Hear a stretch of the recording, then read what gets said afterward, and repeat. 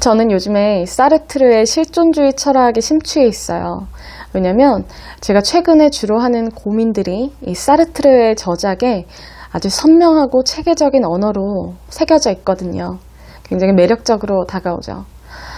제가 최근에 주로 하는 고민은 나는 누구인가, 그리고 어떻게 살아가야 할 것인가, 그리고 나와 이 세상 간의 관계를 어떻게 가져갈 것인가, 다시 말해서 나와 타인들과의 관계를 어떻게 만들어 나갈 것인가 하는 문제들에 대해서 고민을 많이 하게 돼요. 그럴 때마다 이 사르트르의 저작을 읽으면 무릎을 탁 칠 만한 그런 깨달음들을 많이 얻게 되죠. 사르트르는 한마디로 얘기해요. 타인은 뭐다? 지옥이다. 이 말은 많이 들어보셨을 거예요. 타인은 지옥이다. 웹툰 제목이기도 하고 드라마로 제작되기도 했죠. 이 웹툰이. 그래서 아마 익숙하실 텐데 이 유명한 이 타인은 지옥이다라는 문장의 출처가 바로 사르트르의 희곡 출구 없는 방이에요. 이 희곡을 읽어보면 혼자 있을 때 느껴지는 이런 외로움 같은 것도 싹 들어가고 타인이 나한테 갖는 의미에 대해서 아주 깊이 있는 성찰을 하게 되죠. 타인은 지옥이다. 사르트르는 굉장히 단호하게 얘기를 하고 있는데 그렇다면 이 지옥이란 뭔가 그 실루엣이 바로 오늘 함께 읽어볼 출구 없는 방, 이 희곡에 드러나 있습니다. 여러분은 지옥이 뭐라고 생각하시나요? 지옥이라 함은 굉장히 무시무시한 형벌이 기다리고 있는 곳, 뭐 능지처참의 고문을 당할 것 같은 곳, 아니면 불구덩이? 이런 무서운 이미지가 떠오르잖아요. 그런데 이 희곡 속에 드러나 있는 지옥은 굉장히 평범한 방이에요. 평범해 보이는 방이죠. 그냥 일반적인 호텔방 같은 그런 공간인데 그런데 자세히 살펴보면 전혀 평범하지 않죠. 이 방에는 문이 없어요. 한번 들어오면 맘대로 못 나간다는 얘기죠. 그리고 창문도 없고 거울도 없어요. 그냥 길다란 의자 3개 그리고 샹들리에가 달려있는데 중요한 거는 불을 끌 수가 없어요. 절대. 24시간 365일 환하게 켜져 있어요. 이 방 굉장히 무섭지 않으세요? 우리가 가끔씩 우울할 때 이 방에서 모두 나가주세요. 혼자 있고 싶어요. 이게 안 되는 거예요. 여기서는. 왜냐면 나가는 문이 없으니까. 그리고 우리가 혼자 우수에 찬 그런 시간을 갖고 싶을 때 불을 끄고 혼자 생각하고 싶지만 그게 안 되는 거예요. 이 방에서는. 왜냐면 불이 안 꺼지니까. 와, 진짜 지옥이죠. 사르트르가 이런 의미에서 지옥이라고 한 거예요. 이런 방의 모습을. 이게 지옥인 거예요. 이 지옥에 이 3명의 인물이 떨어져요. 지옥불에 떨어진 거죠. 이 인물들은 모두 뭐 현생에서 탈영을 하거나 살인을 저지르거나 아니면 뭐 불륜을 자행하거나 이런 식으로 법적 도덕적인 그런 과오를 많이 저지른 사람들이죠. 그래서 지옥에 떨어진 거예요. 이 사람들은 생전에 단 한 번도 뭐 서로 본 적이 없고 일면식이 없는 사이죠. 그런데 이런 지옥에 한꺼번에 떨어지면서 이제 셋이서 한 방에 갇혀서 살아가야 되는 거예요. 이 3명의 인물들은 이 지옥 방에 들어오자마자 굉장히 어리둥절하죠. 왜냐하면 머릿속으로 상상했던 그런 무시무시한 모습의 지옥이 아니기 때문에. 그런데 곧 그들은 깨닫게 되죠. 세상 이런 지옥이 없다는 거를. 이런 평범해 보이는 방에서 얼굴을 맞대고 24시간 365일 환한 방 안에서 가끔씩 뭐 나갈 수도 없고 이런 방 안에 갇혀서 서로 함께 생활하는 것이 정말 무엇과도 비교가 안 되는 고통스러운 지옥이구나 하는 걸 깨달으면서 미쳐가는 그런 과정이 이 희곡 속에 아주 선명하게 묘사가 되어 있습니다. 이 3명은 이제 이 방 안에 갇혀서 영원히 함께 생활해야 되는 상황이 됐기 때문에 자기가 어떻게 살아왔는지 나는 어떤 인물인지에 대해서 자기 얘기를 나눠요. 그러면서 자기에 대해서 이해받고 싶어 하죠.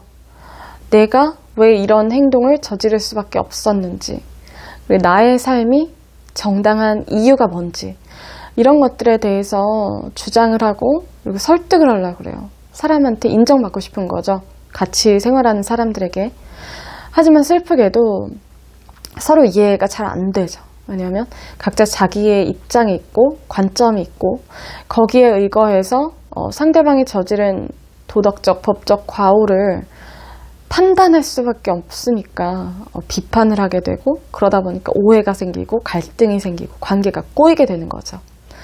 그러면서 이 셋은 고통스러워하게 돼요. 왜냐하면 이렇게 갈등이 불거질 때 가끔씩 뭐 자리를 뜨거나 어디 나갔다 오거나 이럴 수도 없잖아요. 계속 얼굴을 맞대고 게다가 환한 불빛 아래서 불편하게 그 관계를 이어나가야 된단 말이에요. 타의에 의해서. 그렇기 때문에 이들은 그게 얼마나 큰 고통인가를 깨닫게 되는 거죠. 내가 오롯이 그냥 나의 존재로서 실존하는 것이 아니라 상대방의 시선에 의해서 나의 실존이 평가받는 상황이 얼마나 괴로운지 깨닫게 되는 거예요. 이 세 명은 생전에 서로 알던 관계가 아니죠. 그렇기 때문에 뭐 서로 원한 관계가 있지도 않고 딱히 악의가 있는 것도 아닌데 이들이 왜 얘기를 하는 도중에 이렇게 갈등이 생기고 관계가 꼬이느냐. 그 이유는 상대방의 상황에 대해서 100% 모르고 그렇기 때문에 자기의 관점에서 그걸 해석하게 되기 때문에 100% 공감할 수도 없는 거예요. 이거는 필연적으로 어쩔 수 없는 건데 그렇기 때문에 타인은 나에게 있어서 일종의 고문자가 될 수밖에 없다라는 거를 이런 대화 과정에서 이들은 깨닫게 되죠. 이 사람들은 지옥 방에 들어봤을 때 굉장히 어리둥절하게 놀랐었죠. 왜냐하면 나를 쫓아와서 괴롭히려고 하는 고문자가 없었기 때문에. 하지만 다름 아닌 이 타인들, 나와 함께 대화를 나누고 얼굴을 맞대고 있는 이 타인들이 다름 아닌 그 고문자였다는 거를 깨닫게 되는 거예요. 이들은 이제 자연스럽게 알게 된 거죠. 서로가 서로에 대해서 의도치 않게 고문을 끊임없이 가하고 있는 여기가 바로 지옥이 맞구나. 이들은 밖에 한 발짝도 나갈 수 없는 이 출구 없는 방 속에 갇혀서 타인들과 함께 생활해야 하는 것이 지옥보다 더 큰 고통이라는 것을 깨닫고 하소연을 하게 되죠. 열어달라고. 제발 무슨 벌이든 다 받을게. 발을 쪼이는 벌이든 쪽집게로 꼬집는 벌이든 끓는 납에 넣든 부젓가락으로 쑤시든 교수형을 하든 100번 태우고 잡아 찢든 다 좋으니 제대로 고통을 받고 싶어. 그러나 모두 소용없다. 붉게 달군 포락은 필요 없군. 지옥이란 다름 아닌 타인들이야. 인간은 사회적 동물이기 때문에 이 세상을 절대 혼자서는 살아갈 수 없죠. 사람은 누구나 다양한 롤을 갖고 있고 거기에 기대되는 역할을 수행하면서 살아가죠. 예를 들면 우리는 누군가의 아들이고 딸이고 혹은 뭐 애인일 수도 있고 누군가의 제자일 수도 있고 누군가의 선후배일 수도 있어요. 이런 다양한 롤에 맞는 그런 잡을 수행하면서 살아가고 있는데 이 과정에서 소속감을 느끼고 또 행복감을 느낄 수도 있고 사랑을 느낄 수도 있고 이러면서 살아가지만 이 과정에서 내가 사라진다는 느낌을 받으면 내가 없어진다는 느낌을 받으면 어쩔 수 없이 공허감을 느끼고 고통을 받을 수밖에 없는 거죠. 이런 상황이 바로 타인이 지옥이 되는 상황인 거죠. 이 사르트르의 실존주의 철학을 한마디로 표현하면 인간의 실존이 본질에 앞선다는 거죠. 즉 인간은 어떤 의미를 갖고 태어난 게 아니라는 거예요. 선언적으로 고정적으로 주어진 어떤 역할이나 의미를 갖고 태어난 존재가 아니라 이 실존, 우리에게 주어진 이 몸뚱아리와 생각을 갖고 매일매일 생성을 해나가는 존재라는 거예요. 나의 가치와 의미를 새롭게, 날마다 새롭게 써나가는 그런 창조적인 존재다. 이런 의미를 강조를 한 거죠. 즉 나는 나고 나의 삶을 살기 위해서 태어난 거지 누군가의 무엇이 돼서 그 역할을 수행하기 위해서 태어난 게 아니라는 거죠.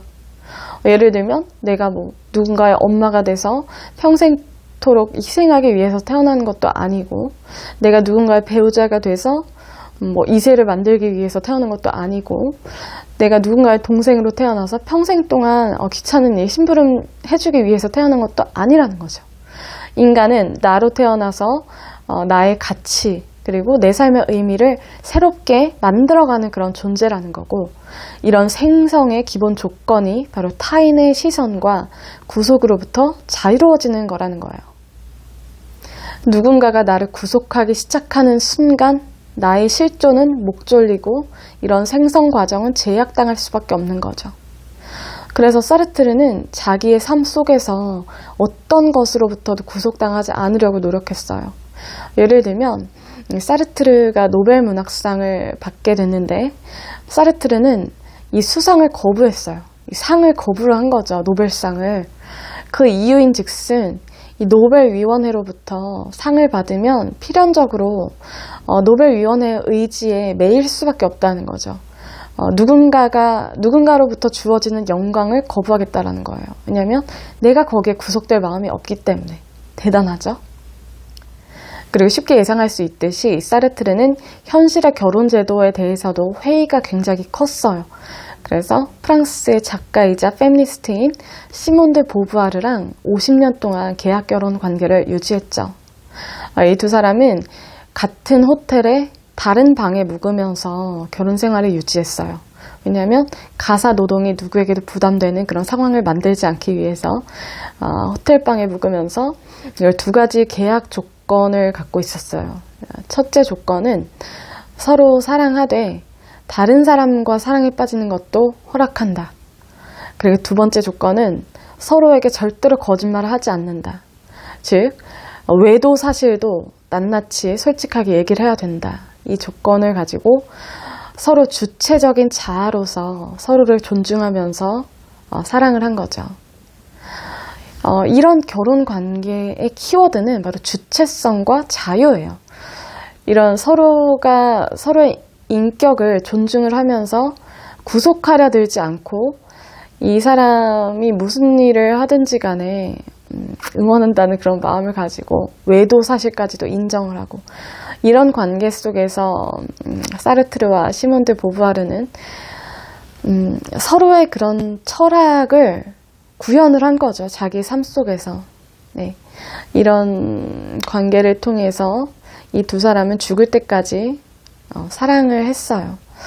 제가 처음에 이런 관계에 대해서 들었을 때는 이게 무슨 결혼이야, 이런 생각을 했었죠. 어릴 때 이런 계약 결혼에 대해서 굉장히 신박하다고 생각이 들면서도 이게 무슨 결혼이야, 이런 생각을 했었는데, 지금 와서 생각해보면 괜찮은데? 뭐 결혼 생활이든 친구 관계든 직장 생활이든 뭐든 간에 본질은 같죠. 뭐냐면 내가 끊임없이 타인의 시선 속에서 검증되고 평가받고 비판받는 그런 상황에 놓이게 된다는 거죠. 이런 상황에서 타인과의 관계는 필연적으로 불편하고 괴로울 수밖에 없어요. 이런 상황에서 우리는 어떻게 살아가야 할 것인가? 혼자서는 살 수 없고 타인과 함께 살 수밖에 없는 이런 상황에서 우리는 어떻게 이런 고통으로부터 벗어날 수 있을 것인가? 중요한 건 어떤 상황에서든 나의 실존, 주체성, 그리고 정체성을 굳건하게 지켜나가는 거죠. 타인의 시선에 너무 얽매여서도 안 되고, 타인에게 지나치게 의존해서도 안 되고, 나 스스로 바로 설 수 있어야만 이러한 타인과의 관계에서 생기는 필연적인 고통에서 벗어날 수 있다는 거죠. 제 친구가 생각이 나네요. 제가 연애 고민 비롯해서 인간관계에서 상처를 받았거나 모진 말을 들었거나 갈등이 생겼을 때 제 친구한테 가서 상담을 요청을 하죠. 누가 나한테 이런 말을 했다, 혹은 누가 나한테 이런 짓을 저질렀다, 어떡하지? 너라면 어떡하겠어? 이렇게 조언을 구할 때마다 제 친구는 염화 미소를 띠면서 이렇게 말을 하죠. 그냥 둬, 이런 거예요. 냅두라는 거예요. 근데 그 사람이 무슨 말을 하든 어떻게 행동을 하든 멋대로 살게 냅두고 너는 너의 삶을 살라는 거죠. 이게 정말 지혜로운 처신이라는 거를 날이 갈수록 깨닫고 있어요. 상대방은 자신의 세계를 갖고 있고 나는 나의 세계를 갖고 있죠. 내가 상대방을 고칠 수는 없어요. 유일하게 할 수 있는 거는 나를 바꾸는 거죠. 중요한 건 내가 상대방의 시선에 지나치게 얽매이거나 아니면 내가 자발적으로 구속을 당하려 하거나 혹은 상대방을 너무 신경 쓰거나 이게 독이 된다는 거예요. 우리는 날마다 어쩔 수 없이 타인으로부터 지옥을 경험하면서 살아가는데 이런 지옥으로부터 원천적으로 벗어날 수가 없죠. 하지만 그 지옥의 고통으로부터는 조금은 자유로워질 수 있어요. 그 유일한 길은 바로 나의 독립성과 주체성, 나의 실존을 강건하게 지켜내는 것. 이것이 바로 지옥이 아닌 천국을 살아갈 수 있는 그런 해법이라는 것을 사르트르가 우리에게 말해주고 있는 거죠.